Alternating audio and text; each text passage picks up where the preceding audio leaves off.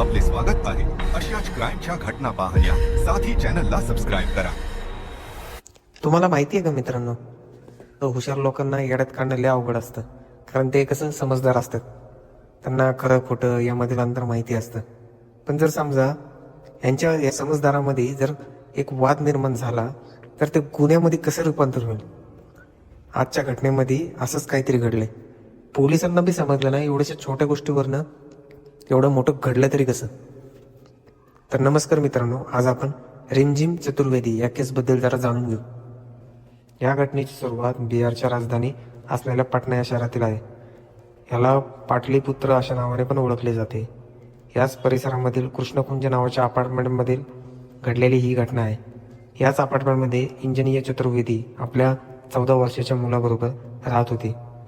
पैशाने ती एक ब्युटिशियन आहे. हिचं नाव या इलाक्यामधील बेरिंग रोडच्या जवळ ब्युटी पार्लर आहे. याच्या व्यतिरिक्त तिचे अजून वेगवेगळे बिझनेस व्यवसाय करत होती, ऑनलाईन ऑफलाईन दोन्हीही. रिमझिमचे पती डॉक्टर विश्वजित चतुर्वेदी, ते उत्तर प्रदेशमधील गाझीपूरमध्ये फेमस डेंटिस्ट आहेत. ते क्लिनिक चालवतात. ही घटना 2021 मधली आहे. रिमझिम ही आपल्या 14 वर्षाच्या मुलाबरोबर कृष्णकुंड अपार्टमेंटमध्ये राहत होती आणि तिचा पती डॉक्टर विश्वजित हा गाझीपूरमध्ये राहत होता. त्याची फॅमिली ही जेमतेम हाय प्रोफाईल फॅमिली आहे. परिवारामध्ये सगळं नॉर्मल चाललं होतं, कोणत्याही गोष्टीचा कसलाही प्रॉब्लेम नव्हता. पण कामामुळे पूर्ण परिवार वेगवेगळ्या ठिकाणी राहिला होता. जेव्हा कधी टाईम भेटेल तेव्हा ते एकमेकाकडे येणं जाणं चालू असायचं. आता तारीख 23 नोव्हेंबर 2021. रिमझिम चतुर्वेदी रोजच्या सारखी ब्युटी पार्लरला जाते, पण आज ती संध्याकाळी घरी परत आली नाही. तिचा 14 वर्षाचा मुलगा घरी वाट बघत बसला. नंतर त्याच्या आईला कॉल केला, पण तो स्विच ऑफ लागत होता. त्यामुळे मुलगा बिचारा अस्वस्थ झाला. त्याच्याजवळ त्याच्या नात्यातील एक नातेवाईक राहिला होती. मुलाने त्यांना कॉल करून सांगितलं आई अजून घरी आली नाही आणि तिचा फोन पण लागत नाहीये. रिमझिमचं ब्युटी पार्लर पण वेळोवेळी बंद झालेलं. तिथे काम करणाऱ्या कामगारांनी ते वेळेवर बंद केलेलं आणि तिथून निघून गेलेले.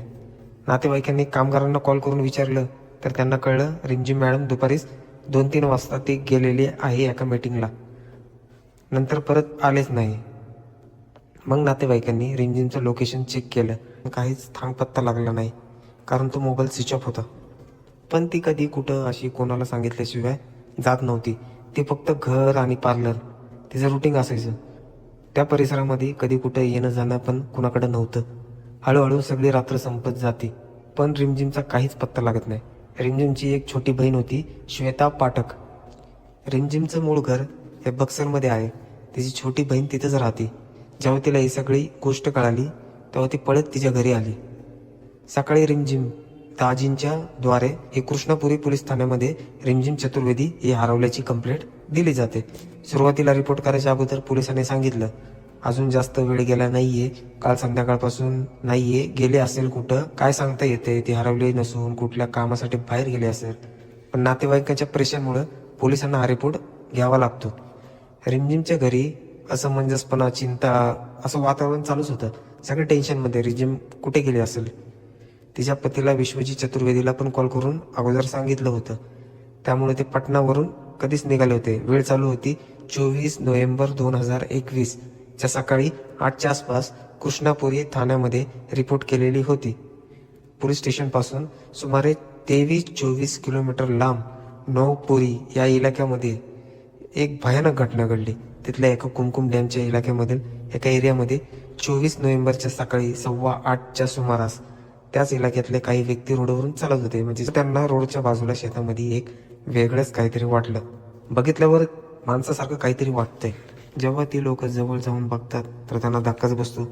ते महिलाचा मृतदेहाच्या तोंडावर रक्त गाठून एकदम जाम झालेलं, आजूबाजूला रक्ताचा सडा पडलेला. लोकांनी लगेच आरडाओरडायला सुरुवात केली. गावातली लोक आल्यानंतर 8:30ला नौबतपूर पोलीस स्टेशनला पण कळवण्यात आलेलं. मग पोलीस पण त्या इलाक्यामध्ये पोहोचतात. या महिलेच्या मृतदेहाच्या चेहऱ्यावर 2 निशाण होते, जसे की कोणी गोळी मारली असावी. तरी पण चेहरा चांगला ओळखू येईल असा होता. तिथल्या लोकांकडून कळलं की ही महिला या इलाक्यामधली नाहीये, कुठली बाहेरचीच दिसतीये. कपड्यावरून तरी असंच वाटत होतं शहराकडून आली असावी. पण ती इथे या गावात कशाला आली असेल, तर गाव इलाका आहे आणि तिला मारलं तरी कशासाठी असेल. पोलिसांना असं वाटलं, पण नाही, दुसरीकडे मारून मृतदेह इथं आणला असावा असं पण पोलिसांना वाटत नाही, कारण दिसण्यावरून असं वाटत होतं शेतात मारला असेल. कारण आजूबाजूला मातीमध्ये काही पायाचे पुरावे पण मिळालेले, रक्त सांडलेलं आणि मृतदेह बाहेरून आणला असावा असं वाटत होतं. कारण एवढं रक्त इथं नसतं सांडलं जर बाहेरनं आणलं असतं तर.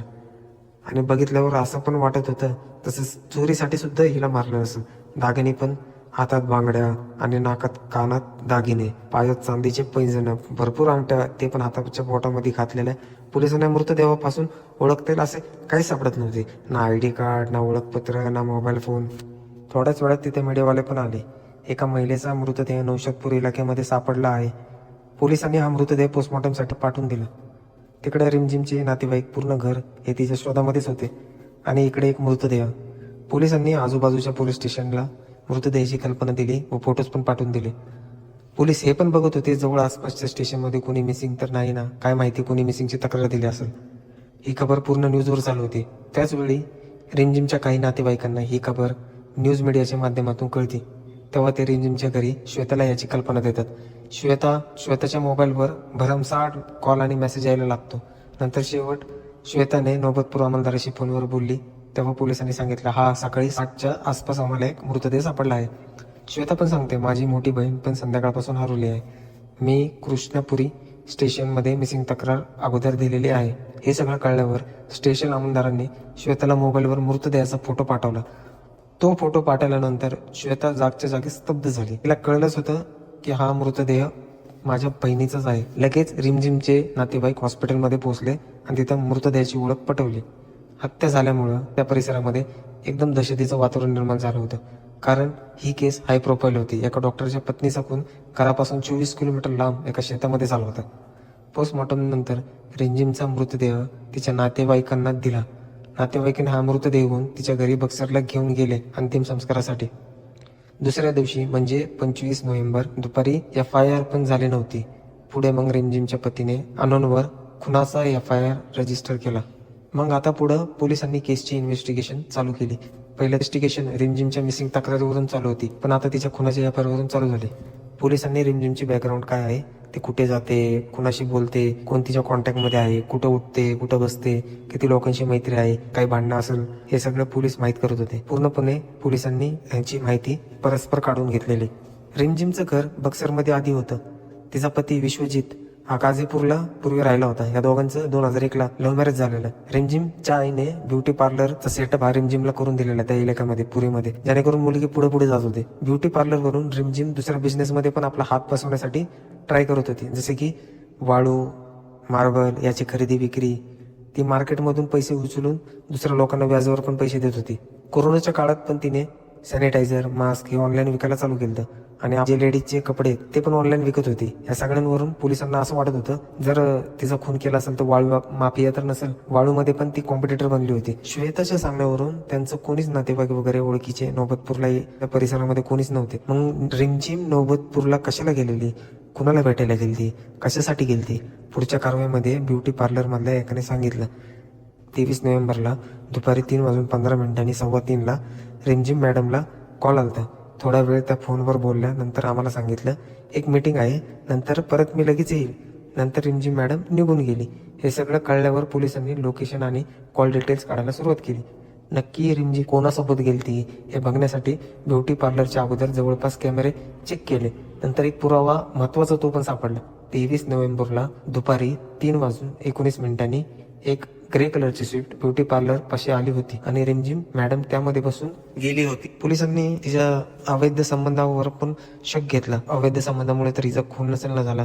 कुणाबरोबर असं लगेच कोणी पण कारमध्ये जाऊन थोडी बसणार आहे. त्या एरियामधल्या बेली रोड मधल्या रुपसपूर आणि नंतर पुलावरून नौबतपूरला गेली.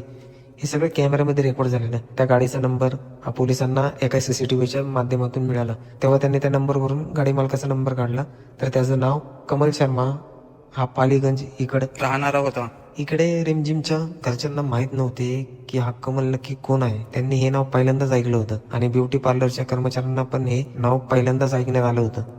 जेव्हा पोलिसांनी कॉल डिटेल्स काढली तर त्यात पण कमलचं नाव कुठंच नव्हतं. पण रिमझिम अशा कोणत्याही अनोळखी माणसाच्या कारमध्ये कशाला बसेल ज्याला ती ओळखत पण नव्हती. लांब पर्यंत दोघांची काहीही ओळख निघाली नाही. रिमझिमचे 2 नंबर होते, पण दोन्ही नंबरवर कमलचा कॉल रेकॉर्ड नव्हता. आता पोलिसांची एक टीम कमलकडे जातात आणि त्यांच्याशी 26 नोव्हेंबर पर्यंत विचारपूस केली जाते. कमलने जे सांगितले त्या दिवशी माझा मित्र कार चालवत होता. त्याचं नाव रोहित सिंह. हे नाव रिमझिमच्या कॉल डिटेल्स मध्ये आले होते. रोहित आणि रिमझिम हे दोघांचे बी जेव्हा सीडीआर काढली जाते तेव्हा इनकमिंग कॉल, आउटगोईंग कॉल हे सगळं त्या सीडीआर मध्ये भेटतं. स्वतःच्या म्हणण्यानुसार रोहित सिंह हा मानलेला भाऊ आहे. रक्षाबंधनाला पण तो घरी राखी बांधायला यायचा. रोहित बरोबर रिमझिम वाळू आणि मार्बलचा पण व्यवसाय करायचे. रोहित हा पालीगंज तालुक्यातील जलपुरा येथील रहिवासी होता. पोलीस त्याच्या घरावर जेव्हा जातात पण तो तिथं भेटतच नाही. नंतर कळतं हा कुठेतरी मुझफ्फरनगर मधील फॅमिली फंक्शनला गेला आहे आणि 23 नोव्हेंबरला संध्याकाळी गेलेला तो पोलिसांना परत लोकेशन काढल्यानंतर तो मुझफ्फरनगर मध्येच आहे असं भेटतं. नंतर त्याचं परत सीडीआर काढल्यानंतर त्या दिवशी रोहित 23 नोव्हेंबरला त्याचा मोबाईल 7 नंतर स्विच ऑफ होता आणि नंतर कमल शर्मा याचा पण 7 नंतर मोबाईल बंद होता. थोडा वेळ बंद होता मोबाईल. त्यानंतर संध्याकाळी 7 वाजण्याच्या सुमारास फोन ऑन झालता. पोलीस जर त्याच्या मुझफ्फरच्या घरी पकडण्यास गेले असते तर तो फरार होईल या उद्देशाने फक्त पोलीस त्याच्यावर नजर ठेवतात. तो पटनाला कधी येईल याची वाट बघतात. 27 नोव्हेंबरला जसा तो पटण्याला येतो पोलीस त्याला पकडतात. कमल तर पहिल्यापासूनच पोलिसांच्या ताब्यात होताच. सुरुवातीला रोहित सगळ्या गोष्टीला नकार देतो. मला काही माहिती नाही, मी फॅमिली फंक्शनला गेलतो. इकडे रिमझिमची खबर सगळ्या मीडियावर चालू होती. ही केस हाय प्रोफाईल असल्यामुळे पोलिसावर दबाव होताच. रोहित हा मानलेला भाऊ आहे. रिमझिमच्या मृत्यूनंतर हा भाऊ कोणालाही भेटायला गेलेला नाही. तिच्या मृत्यूनंतर तर का भेटायला गेला नसेल, कुठल्या नातेवाईकाकडे विचारपूस का केली नाही आणि या सगळ्या गोष्टीची शंका ही पोलिसांना आलेली. शेवटी पोलीस त्यांना एवढा मसाज करतात ज्याच्यावर त्यांनी त्यांच्या साथीदाराबरोबर हा खून केलेला आहे हे रोहितने स्पष्ट सांगितलं. आणि जे सांगितलं ते एवढं खूप म्हणजे खूप भयानक होतं. रोहित सिंह हा शिकलेला माणूस होता. त्यांनी ई केमिस्ट्रीमध्ये BSc केली. कॉड लाईफ या मेडिकल कंपनीमध्ये तो नोकरी करत होता. त्याच्या आयुष्यात थोड्या अडचणी चालू होत्या. त्याला वाटत होतं माझा पगार खूप कमी आहे, कारण जेवढी मेहनत करतोय तेवढा तर पगार भेटत नाही मला. तसं पण त्याचा पगार 50,000 होता. त्याने त्याच्या बहिणीच्या लग्नासाठी लाखोचं कर्ज काढलेलं. ह्याच्या पगाराचा मोठा हिस्सा हा त्याच्या कर्जाच्या परतफेडीला जायचा. घराचं सगळं कर्ज त्याच्यावरच होतं. ह्याच गोष्टीचा तो सारखा विचार करत बसायचा. याचमुळे तो नैरेशामध्ये गेला. जिथं हा कामाला होता तिथं त्याची एक मैत्रीण होती, पूनम बटुडा. ही गोष्ट आहे 2021च्या आसपासची. रोहितने आपली ही चिंता पूनमला सांगितली. रोहितला असं पण वाटत होतं माझ्यावर कोणी काळी जादू केली का, जादूटोणा केले असेल असं पण वाटत होतं त्याला. त्यामुळेच तो सारखा नैराश्याने विचारात गुंतून गेला असं त्याला वाटायचं. आणि त्यामुळेच त्यांनी ही गोष्ट पूनमला बोलून दाखवली. आणि पूनम ही रिमझिमच्या ओळखीची होती, कारण रिमझिमचं कोरोनाच्या काळात जे ऑनलाईन मास्क, सॅनिटायझर हे सगळं व्यवसाय चालायचा तो पूनम बरोबर तिने चालू केलं. दोघांची चांगली मैत्री होती. जेव्हा पूनम थोड्या दिवसासाठी गेलती तेव्हा तिचा मुलगा रिमझिमकडे 15 दिवस राहिला पण होता. ही गोष्ट रिमझिमच्या मुलाने पोलिसांना सांगितली होती. जबाब देताना पूनमने पोलिसांना सांगितलं, रोहितच्या समस्या घेऊन मी रिमझिमकडे गेलती. त्यानुसार रिमझिम जादूटोणा, काळी जादू पण करत होती. पूनमच्या सांगण्यानुसार रिमझिम स्मशानात जाऊन झाडफूक करायची. स्वतःचं रक्त पण ती स्मशानात सांडवायची. रोहितला वाटायचं माझ्यावर काळी जादू असेल म्हणून रिमझिम पण त्यात सहभागी झाली होती. तिघे पण चांगले शिकलेले असून पण अशा अंधविश्वास गोष्टीमध्ये होती. रोहित हा रिमझिमला भेटतो आणि रिमझिमला काहीतरी गोष्ट सांगून तिच्याकडून उपाय घ्यायचा. तो हे केल्यानंतर रोहितला असं वाटायचं आता कुठं चांगलं होते याचा विश्वास. त्यामुळे रिमझिमच्या कॉन्टॅक्टमध्ये तो आला. रिमझिम सगळ्यांना पैसे देत होते म्हणजे व्याजाने, तर ते रोहितला पण माहिती होतं. त्यामुळे रोहितने पण भरपूर वेळा रिमझिमकडून पैसे घेतलेले. तो घेतल्यानंतर खुशीमध्ये ते रिटर्न पण करायचा. नंतर त्याला थोड्या दिवसानंतर त्याला असं वाटू लागलं, काही गोष्टी केल्यानंतर असं वाटायचं हे काम करते, काही उपाय केल्यानंतर असं वाटायचं नाही पण होते. रोहित हा रिमझिमकडे जायचा आणि समस्या सांगून त्यावर उपाय घेऊन यायचा. थोडा वेळ निघून जायचा. महिना पण उलटतात, वर्ष पण उलटून गेलं. थोडं करून रोहितला कळायला लागलं काळी जादूमध्ये लाखो रुपये रिमझिमने ना तिच्याकडून घेतलेले आहेत. जानेवारी 2021ला रोहितला वाटतं मी एवढं सगळं केलं पण जास्त फरक पडत नाहीये, अजून पण कर्ज जेवढं होते तेवढंच आहे, त्यापेक्षा उलट अजून वाढलंय. त्याने अंधविश्वासात येऊन लाखो रुपये उडवले. नंतर त्याचे जेव्हा डोळे उघडतात तेव्हा तो तिथं जायला कमी करू लागला. तेव्हा रिमझिमला असं वाटू लागलं रोहित हळूहळू लांब जायला बघतोय. तेव्हा रिमझिमने त्याला डायरेक्ट धमकी दिली, जर लांब गेलास तर बघ मी तुझ्यावर काय करेल ते. तुझ्यावर झाडपूक करून, काळी जादू करून तुला आणि तुझ्या परिवाराचं वाटोळ करून टाके. रिमझिमला वाटायचं की माझ्याकडे काही जादू शक्ती आहे आणि ती काही स्पेशल वेळेलाच काम करते. त्याच वेळेस ती रोहित सिंगला बोलून काही उपाय सांगायची. रोहितच्या जवळचा एक जण वारला होता म्हणजे त्याचा मृत्यू झाला.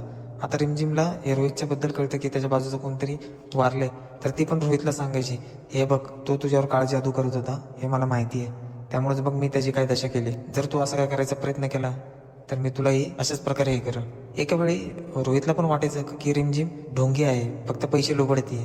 कधी कधी असं वाटायचं नाही, खरंच तिच्याकडे शक्ती आहे. जर खरंच तिने आपल्या जवळचे मृत्यू सारखे, कारण ते बाजूला झालेला मृत्यू बघून त्याला असं वाटत होतं की खरंच ही, जर माझं हिने बरं वाईट केलं तर मी काय करू, माझे परिवार अख्खा माझ्यावरती चाललं. रोहितला या गोष्टीमधून ना कसं बाहेर पडू काही समजत नव्हतं. तेव्हा त्याने तिला मारण्याचा विचार केला. मग त्याने मारण्याचा एक प्लॅन केला. त्याचा एक मित्र आहे कमल शर्मा, या दोघांची दोस्ती 2008 पासून होती. कमल पण चांगलं शिकला होता. जिओलॉजीमध्ये त्यांनी BSc केली. बिहार झारखंड मधील कंपनीमध्ये तो मार्केटिंग हेड होता. रोहितने कमलला आपली अडचण सांगितली. कमलच्या कंपनीमध्ये एक माणूस काम करत होता, त्याचं नाव सूरज कुमार. हा पण MBA ग्रॅज्युएट होता, इलेक्ट्रॉनिक्स अँड कम्युनिकेशनमध्ये MSc केलेला. रोहित कमल हा सूरजला सगळी अडचण सांगतात. सूरज हा अन्सीबादमध्ये राहिला होता. परिसरात एक माणूस आहे ज्याला मी ओळखतो, तो पैसे घेऊन हत्या करतो. मग सूरजने त्या माणसाबरोबर बोलणे केले, जो होता पवन. पवन हा कुख्यात गुंड होता. त्याच्या आर्म ॲक्टवर पण काही गुन्हे दाखल होते स्टेशनमध्ये. पवनने मग आपल्या साथीदारांना बोलवले, जो होता त्याचं नाव होतं रणजित. रणजित म्हणाला ठीक आहे. रणजित हा गुन्हेगार नव्हता, तो पहिल्यांदाच हाकून करणार होता. रणजितने मग आपल्या ओळखीचा राहुल यादव याच्याशी बोलणं केलं. असं मिळून ह्या केसमध्ये टोटल 6 जण इन्व्हॉल्ड होती. पहिला तर रोहित, त्याचा मित्र कमल शर्मा, कमलचा मित्र सूरज आणि सूरजच्या ओळखीचा पवन, पवनचा साथीदार रणजित आणि त्याचा मित्र राहुल. यामध्ये रणजित आणि राहुल हत्येचे मूळ सूत्रधार होते. हत्या करण्यासाठी 4 लाखाची मागणी करण्यात आली, पण रोहितने ते देण्यास नकार केले. त्याने पहिल्यांदा 4-5 महिने विचार केला, एवढे पैसे आणू तरी कुठून. रोहितला माहिती होतं की रिमझिम ही व्याजावर पैसे देते. तेव्हा रोहित रिमझिमकडे जाऊन एका व्यवसायासाठी 4 लाखाची मागणी करतो. रिमझिम त्याला 15% व्याजावरती 4 लाख रुपये देते. रोहितला माहिती होतं की हे पैसे पण परत करायला लागणार नाही, कारण ज्याची हत्या करायची आहे तिचाच पैसा आहे. मग रोहितने सुपारीवाल्यांना त्यांचं पेमेंट दिला. मग हत्या करण्याचा दिवस निवडला 23 नोव्हेंबरला, कारण त्या दिवशी रोहित हा कुटुंबाच्या फंक्शनला मुझफ्फरनगरला जाणार होता. मग दुपारी कमल कार घेऊन रिमझिमच्या पार्लरच्या बाहेर गेला. तिथून रिमझिमला कॉल करून सांगितलं, एक जमीन आहे ती खरेदी करायला जायची, तू फक्त तिथे जाऊन चेक कर ती जमीन कशी वाटते. कारण ती रिमझिम झाडफूक हे करायची, त्यामुळे त्या हिशोबाने तिला फोन केला.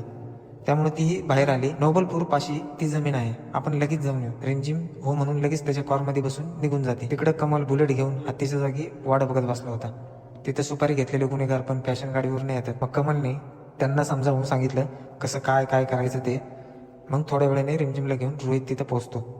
मग ती जमीन बघून रिमझिम आपल्या कार्याला सुरुवात करते, म्हणजे की झाडफूक काळी जादू हे करते. तिथली माती पण तिने झाडली. हे सगळं झाल्यानंतर ती सांगते जमीन घेऊन टाक, चांगली आहे. खरं तर जमिनीच्या नावावर गपचूप आणलं होतं तिला, हे तिला माहितीच नव्हतं. नंतर सुपारीचे गुन्हेगार तिथून बाहेर येतात. आत्तापर्यंत संध्याकाळ झालीच होती. मग त्यांनी बंदूक बाहेर काढली, गोळी झाडली. ती पहिली गोळी ती चुकते. ती चुकल्यानंतर त्या आवाजाने रिमझिम पळ काढते. नंतर कमल तिला लगेच पकडून दोन्ही हाताने तिला थांबवतो. तेव्हा सुपारीवाल्याने दोन्ही साईडने तिच्यावर 2 गोळ्या झाडल्या. रिमझिम तिथंच पडून तिचा मृत्यू होतो. मग हे सगळे रिमझिमचं पर्स आणि मोबाईल घेऊन तिथनं पळून जातात. रस्त्याच्या एका नदीत ते टाकून बी देतात जाता. ही केस पोलीस सगळीकडून चेक केल्यानंतर फायनल केस जादूटोणा आणि अंधविश्वास यामुळेच झाली आहे याच्यावरनं सिद्ध करतात. या गुन्ह्यामध्ये 1 कार, 2 बाईक, 1 मोबाईल फोन, 2 पिस्तूल, 4 काडतूस जप्त करण्यात आले. 2 लाख रुपये जे सुपारीचे होते तेही जप्त करण्यात आले. 6 जणांनी हा गुन्हा कबूल केला. आता इथूनच तर गोष्टीला नवं वळण भेटतं, कारण पोलीस जेव्हा रिमझिमच्या परिवाराला सांगतात हे सगळं अंधविश्वासवरून झालं आहे, जादूटोणावरून झालं आहे, पण परिवार हे ऐकायलाच तयार नव्हतं. कारण रिमझिम असं काही काळे जादू वगैरे काहीही करत नव्हती. उलट ती पैसे व्याजावर द्यायची. तिने रोहितला पण दिलते. उलट पूनमला पण तिने 27 लाख रुपये लोन हे जूनमध्ये तिने दिलेले होते. आणि त्याच वेळेस रोहितला पण तिने 10 लाख रुपये दिलते. छट पूजेच्या वेळेस पण तिने लाखो रुपये खर्च केलते. खरं तर हे सगळं पोलिसांना फक्त पूनमकडूनच कळालं होतं की ती जादूटोणा करायची, नाही की रिमझिमच्या परिवाराकडून. जादूटोणा हा तर बहाणा होता. रिमझिमची हत्या ही तिच्या कर्जामुळे झाली होती. रोहित आणि पूनमचीच त्याचा प्लॅन केला होता. रोहितने आणि पूनमने रिमझिमकडून करोड रुपये उधार घेतले होते. जेव्हा हे श्वेताला म्हणजे रिमझिमच्या बहिणीला रिमझिमच्या बँकच्या लॉकरमधून डायरी सापडलेली, त्या सगळ्यांची नाव होती ज्यांनी व्याजाने पैसे घेतलेत किंवा दिलेत. रिमझिमने पूर्ण डिटेल त्यामध्ये लिहिली होती, तारीख वेळ पासून सगळं. श्वेताने एक स्टॅम्प पेपर पण दाखवला होता ज्यामध्ये रिमझिमने पूनमला 5 लाख रुपये दिले होते. ही तारीख होती 3 दिवस हत्येच्या अगोदर, 19 नोव्हेंबर 2021ला. याच पैशातील 5 लाखामधील 4 लाख रुपये सुपारीसाठी दिले असावेत. पोलिसांनी अगोदर 2:19 सांगितले जेव्हा कार रिमझिमला पार्लर पासून घेऊन गेलती तेव्हा, पण खरं तर 3:19 ही कार सीसीटीव्ही मध्ये दिसत होती. श्वेताचं म्हणणं आहे की पोलीस या केसला गुंतवण्याचा प्रयत्न करत आहे. ऑफिसर आज चेंज झाला पाहिजे. पोलिसांचं म्हणणं आहे की रोहितने जे सांगितलं त्याची आम्ही पडताळणी केली आहे. सगळे पुरावे हे देखील भेटले आहेत. आता या केसचं पुढचं काय निकाल येईल हे तुम्हाला पुढच्या अपडेट नंतर मी सांगेलच.